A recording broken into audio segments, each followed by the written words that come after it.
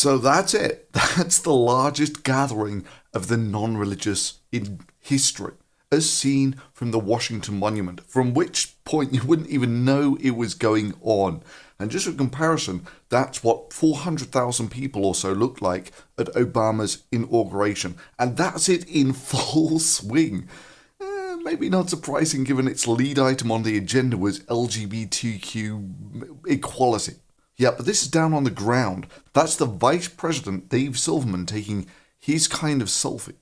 He also had this rather amusing tweet of a blatantly anatomically incorrect, an obvious violation of the code of conduct by having the Vice President of the Reason Rally taking a picture of a woman's, vagina. Well, surely it's going to be a big hit online though. Well, actually I've been watching the live stream and it maxed out at about 600 and it's being trolled out of existence. In fact, to be honest, it's far more entertaining watching the trolls practice their craft than watching the Reason Rally. And sure, thanks to their diversity politics, you can be sure that there's going to be loads of diversity at the Reason Rally.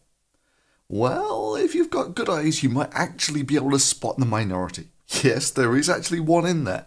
And of course, it's still a deeply problematic sexist event, with there being about 2 men there for every woman. Actually, I've got to say this, that after my last video, I got a message from someone who is credibly in the know about this, claiming that it was disingenuous of me to say that the Reason Rally needed $100,000 or the event wouldn't happen, even though that's what it actually says on their website, and even though they've only managed to raise $25,000 or so.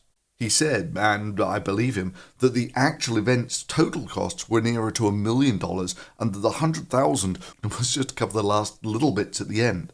At which point, I've got to say that's even worse.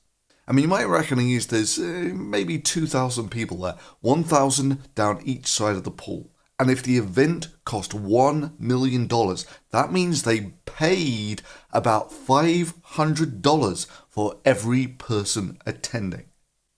The even worse thing is that the Lincoln Memorial typically has about 20,000 visitors per day. And this was their turnout, and it wouldn't surprise me if the lion's share of the people there are just strays who happen to be visiting the Lincoln Memorial.